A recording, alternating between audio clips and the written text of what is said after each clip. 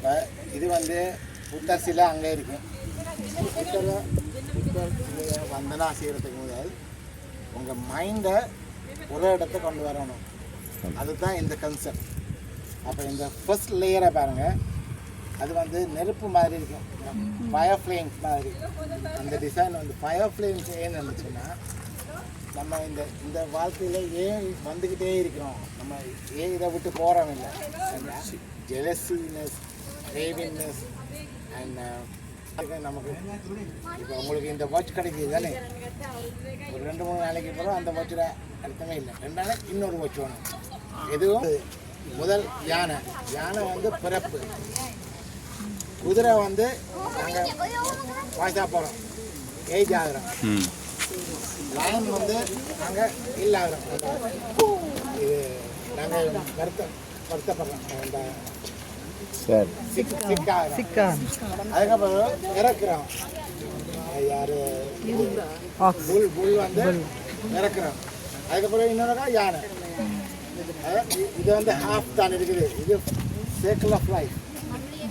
அதோட அர்த்தம் வந்து சர்க்கிள் ஆஃப் லைஃப். தெரியும், நம்ம வந்துக்கிட்டே இருக்கிறோம். அதுக்கப்புறம் 3வது ரிங்கை பாருங்கள், அது கிரிட்டிக்கல் ஃப்ளோரா டிசைன் உண்டு. அதில் ஒன்றும் கிளியராக இல்லை.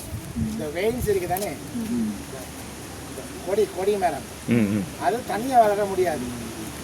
அப்போ அது கிட்ட இருக்கிற இது அது என்ன இருக்குதோ அதை பிடிச்சிக்கிட்டு வளர்ந்துக்கிட்டே இருக்கு. க்ரீப்பர்ஸ் அப்படின்னா இதில் என்ன சொல்கிறாங்கன்னா,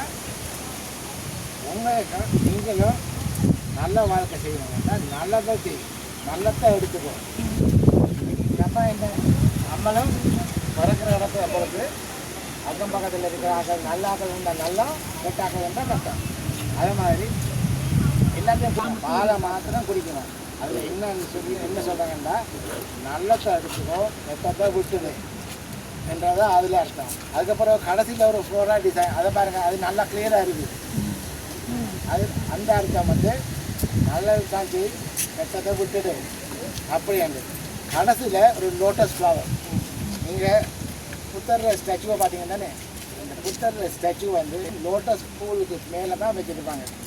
அது ஏன் தாமரைப்பூ என்னென்னா, தாமரை எங்கே பிறக்கும், தண்ணி என்றா. தாமரைப்பூ வந்து இது ஹெவன், நிர்வாணன்னு சொல்லுவோம். அப்போ இது எல்லாத்தையும் மனசில் வச்சுக்கிட்டு கலந்து வந்து தாமரையில் காலை இருக்கக்குள்ள நீங்கள் உங்கள் மைண்டை ஒரு இடத்த கொண்டு வந்துட்டீங்க. You are ready to face the புத்தா. புரிஞ்சுதா? தாமரை